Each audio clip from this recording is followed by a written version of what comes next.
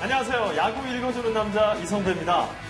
브라질 월드컵 중계 관계로 한 2달간 저희가 뵙지 못했었는데요. 오늘 오랜만에 또 인사를 드릴 만큼 굉장히 또 긴장되는 마음이에요. 수빈 씨, 네. 괜찮으세요? 괜찮습니다. 무슨 교통사고를 그렇게 크게 당해요. 네, 안녕하세요. 야구 읽어주는 여자. 수빈입니다. 네. 너무 오랜만이에요. 그렇죠. 오고 싶었어요, 너무. 맞아요. 아니, 저번에 보니까 또 우리 안승호 기자님이 네. 새로운 안방마님을 구축해야 된다고 그렇게. 아, 들으셨어요? 네. 네, 제가 그때 취기가 좀 있어가지고. 시기가 방송 중이에요. 예. 그래도 좀 죄송합니다. 약간 살이 좀 오르신 것 같아요. 살은 좀 조절하고 있고, 너무 제가 직업상. 너무 이쪽 안 만져도 돼요. 이 밑에 만져요. 이쪽인가요? 너무 샤프해보면 안 돼요. 취재원들이, 선수들이 거부감을 느끼기 때문에 적정선을 유지하고 있습니다. 좋습니다. 네, 보이시네요. 우리 박정영 의원님도 오랜만에 인사드리는 거잖아요. 네, 좀 오랜만에 온 것 같은데요. 뭐 저는 똑같은 것 같은데 역시 야구장 가서 뭐 중계하고 그리고 뭐 하이라이트 프로그램 진행 뭐 이렇게 하고 있는데요. 사실 이제 요즘에 장마철이라 조금 이제 선수도 컨디션 관리하기가 힘든데 네. 저도 역시 이 컨디션 관리하는데 좀 애로사항이 있어요. 오늘 얼굴이 잿빛이에요. 자, 제이 씨 요즘 활동이 아주 활발하게 이루어지고 있어요. 네, 저는 얼마 전에 새로운 곡으로 이제 컴백해서 활동하면서 바쁘게 보냈는데요. 뮤직비디오 잘 봤어요. 좋습니다. 자, 저희 MBC가 그동안 여의도에서 방송을 했었는데요. 이제 상암 MBC에서 새 시대를 맡게 됐습니다. 새롭게 시작을 하는 만큼 더 열심히, 더 재밌게 또 야구 읽어주는 남자도 진행을 해보도록 하겠습니다. 오랜만에 시청자분들에게 인사를 드리는데 그냥 오면 섭하잖아요. 그렇죠. 특별 게스트 한 분을 또 모시게 됐습니다. 손혁 의원님, 반갑습니다. 근데 이제 오랜만이라 와서 그런지 좀 낯설긴 한데 그래요. 옛날보다 분위기는 더 좋은 것 같아요. 저쪽에도 미인들도 많이 계시고 그렇죠. 약증이 약간 오게 트긴 한데 오늘 아무튼 뭐 해설계 양대 산맥이죠. 박재용 의원, 또 손혁 의원님 두 분의 불꽃 튀는 경쟁. 스튜디오에 좀 재밌을 것 같아요. 네. 좋습니다. 야구 읽어주는 남자의 대표 미녀인 우리 제이 씨가 오늘 또 특별한 분을 만나고 왔다고요? 네, 뛰어난 실력에 잘생긴 외모로 팬들의 사랑을 독차지하고 있는 NC 나성범 선수를 만나고 왔습니다. 잠시만 기다려주세요. 네. 저희가 잠깐 쉬는 동안 야구장에 수상한 일들이 벌어졌습니다. 맞습니다. 한 경기에 10점 넘게 득점하기 1수고 20점 넘는 고득점도 심심치 않게 등장했는데요. 그렇죠. 팬들의 입장에서는 사실 0대0 경기보다는 점수가 조금 나야 더 재밌거든요. 근데 점수가 나도 너무 나니까 난타전을 지켜보는 게 조금은 지치기도 하는 것 같은데 편하게 경기를 보는 저도 이런데 현장에서 해설하시고 취재하시는 세 분은 더 힘드실 것 같아요. 맞아요. 사실 야구 기자로서도 가치관에 많이 혼란이 왔어. 이게 야구는 무엇인가 하는데 현장 다니다 보면 이제 조금 안 맞는 선수들이 있고 그래서 위로도 해주고 그러는데 부산 정수빈 선수가 이제 볼 때마다 타격 부진 때문에 좀 마음고생을 하더라고요. 그래서 위로를 해주고 그랬는데 딱 보니까 한 2할 8푼 대 정도는 치고 있더라고요. 그게 나쁜 성적은 아니거든요. 잘 치는 거거든요. 근데 옆에 있는 뭐 타자들이 다 3할 이상 치고 뭐 민병헌 선수.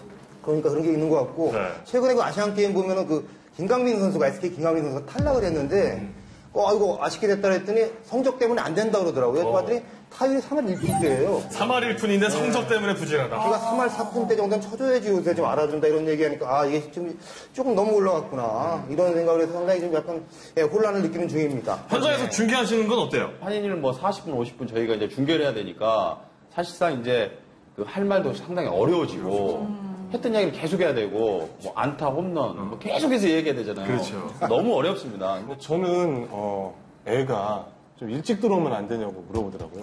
워낙 이게 경기가 늦게 끝나니까 애를 볼 수가 없어요. 좀 그래도 이게 투수들이 워낙 좀 맞다 보니까 저는 좀 안쓰러운 그러니까 아무래도 투수 쪽이라 그런데 투수들이 좀 분발했으면 좋겠어요. 그렇습니다.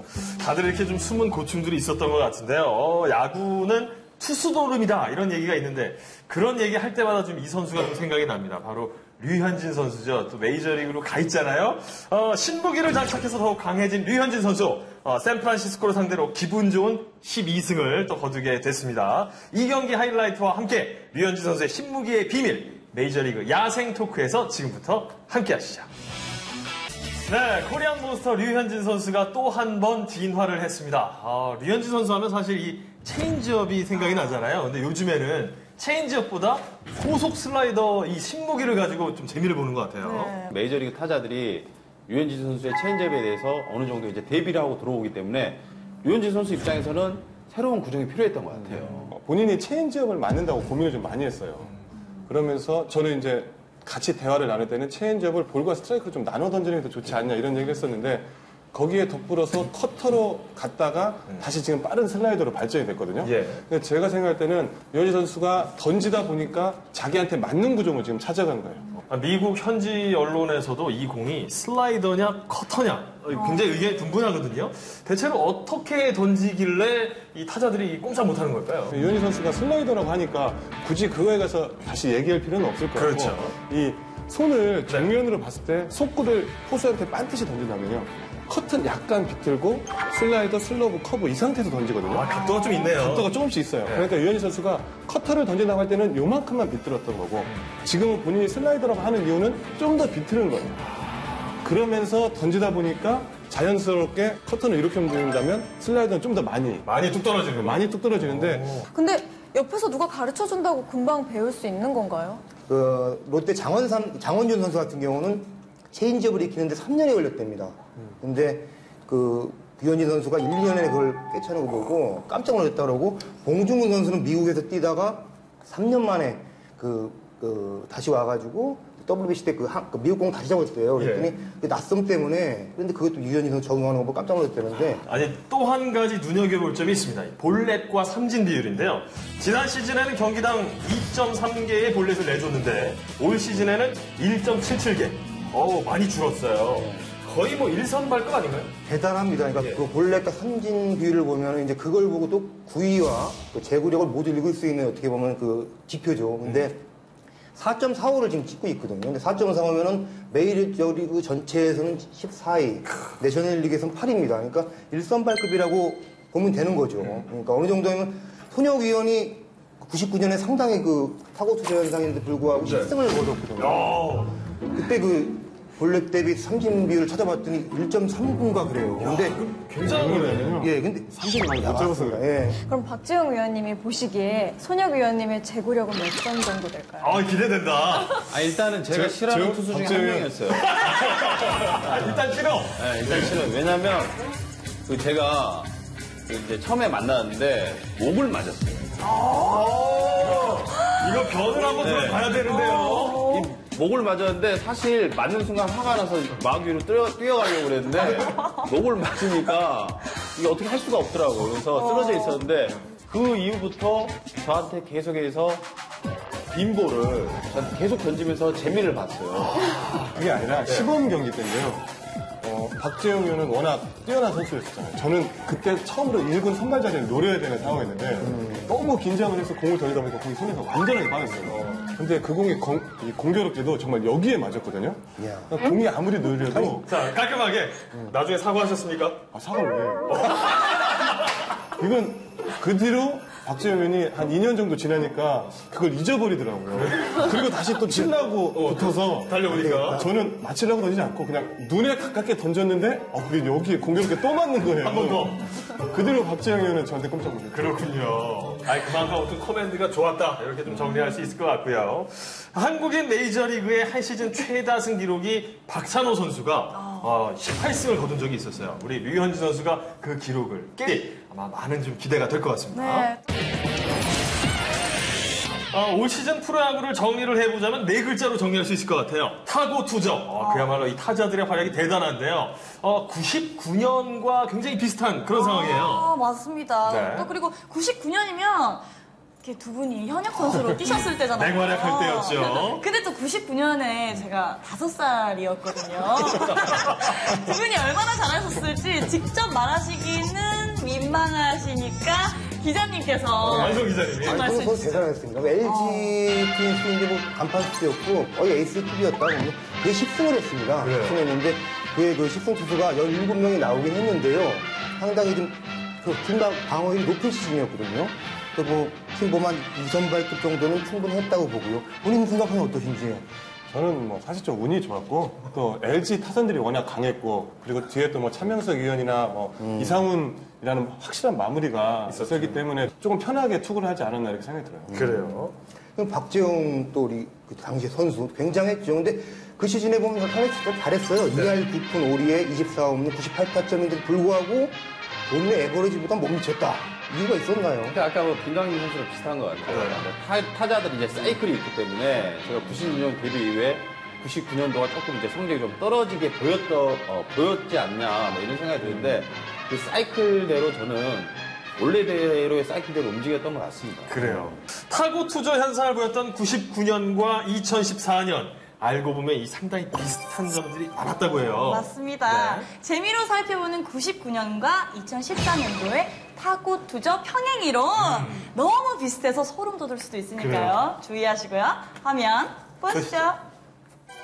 타고 투저 현상, 시즌 초부터 거의 뭐 몰아쳤었던 그런 모습이 굉장히 유사했어요. 네, 그리고 지난 24일 NC와 하나의 경기에서도 23대 9라는 충격적인 점수가 나왔죠. 거기 올라가 있는 마운드에 있는 투수의 심정은 정말 어떻게 할 수가 없어요. 이게 흐름에 거기에 걸려버리면 일단 무조건 맞는 거거든요. 그날 제일 좋은 투수는 안 올라간 투수예요. 그리고 지금 생각해보니까 제가 99년도에 야구를 한 게 천만 다행이라고 생각이 드는 게 올 시즌에 야구를 했으면 그 이름에 저도 들어가 있을 것 같아가지고 사실 이제 지금 99년도하고 지금 2014년도 똑같은 타고 투저지만 다른 점이 있다면 역시 팀 타율인 것 같아요. 팀 타율.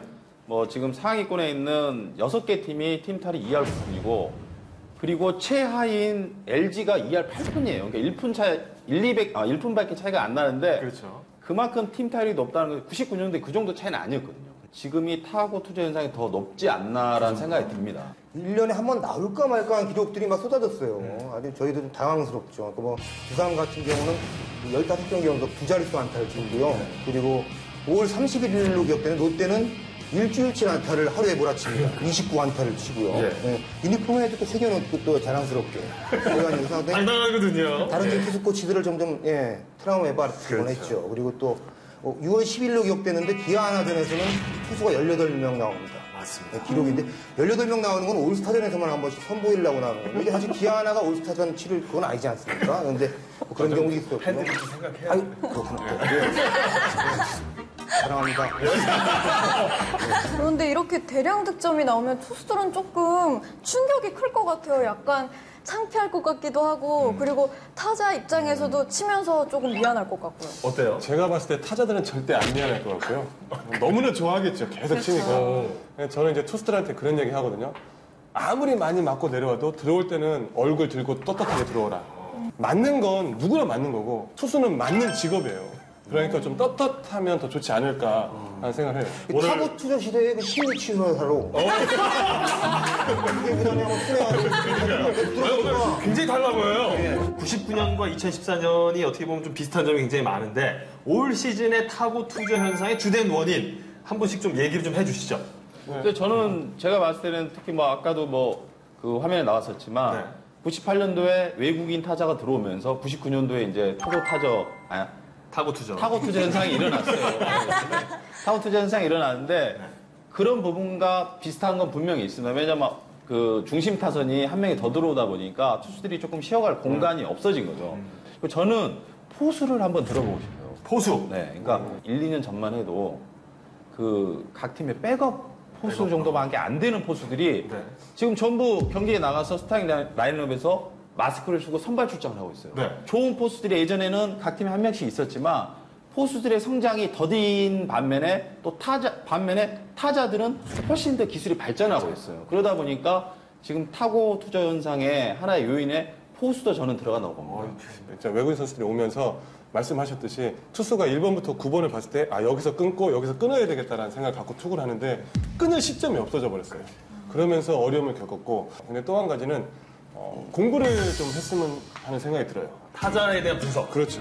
특히 제가 아까 박정희랑 농담적으로 머리도 던지고 이런 얘기를 했었는데 자기가 살 공을 찾아야 되지 않나 라는 생각이 들고 진지하게 받아들이면 아니 사실은 타자 입장에서 어떤 투수의 약점을 저희가 캐치를 해야 되잖아요. 반대로 투수들도 뭐 할 수만 있다면 그렇죠. 티 안 나게 유격골을 던지는 것도 자기가 살 길입니다. 그러니까 저는 마치라는 얘기 아니라 눈에다 최대한 가까이 던져주면 그게 30초 이상의 잔상이 남아요.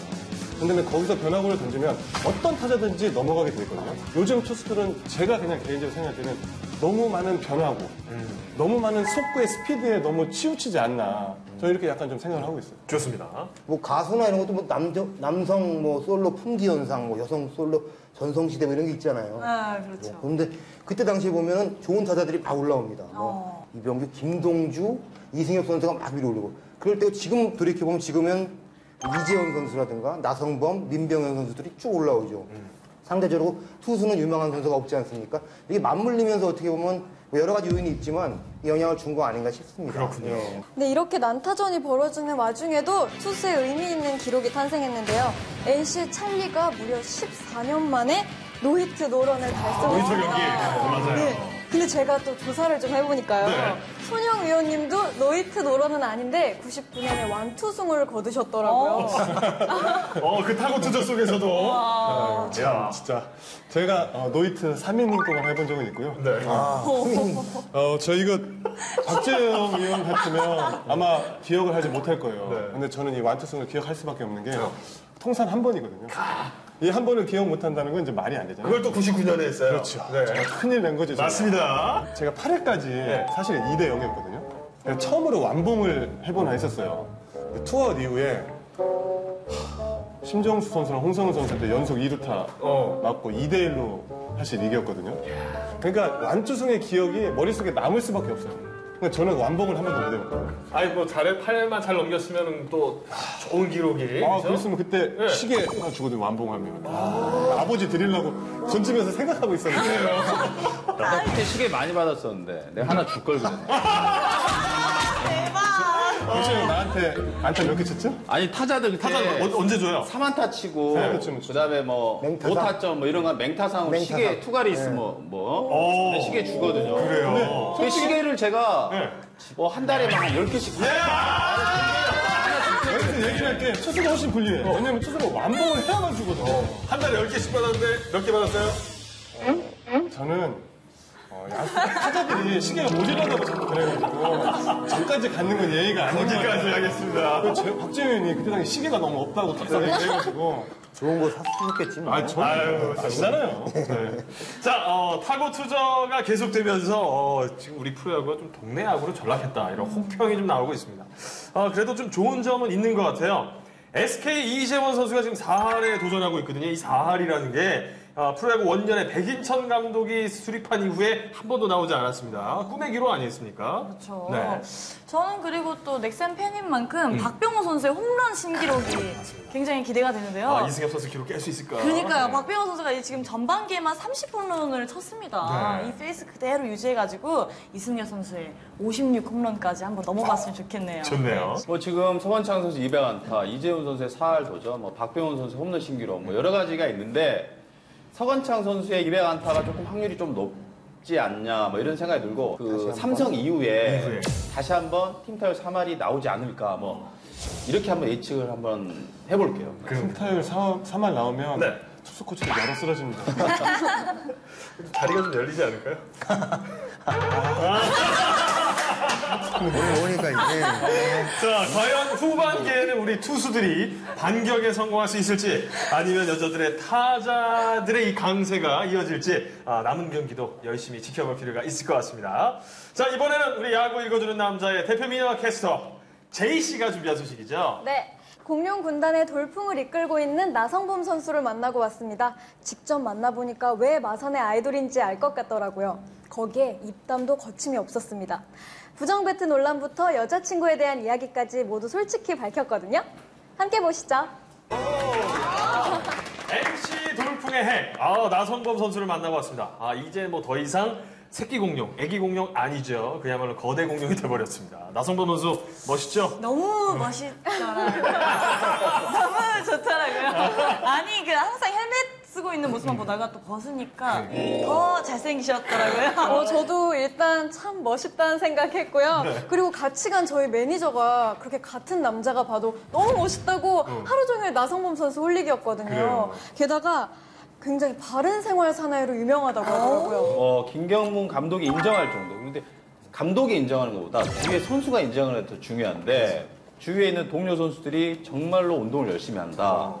할 정도로 지금 뭐 바른 생활의 맨으로 소문이 나는데 나성범 선수는 이제 부상만 당하지 않는다면 앞으로 롱런을 할 수 있는 뭐 실력과 그리고 인성 그리고 외모까지 갖췄기 때문에 뭐 확실한 5툴, 6툴 플레이지 않냐 뭐 이런 생각이 드네요. 앞으로 그래.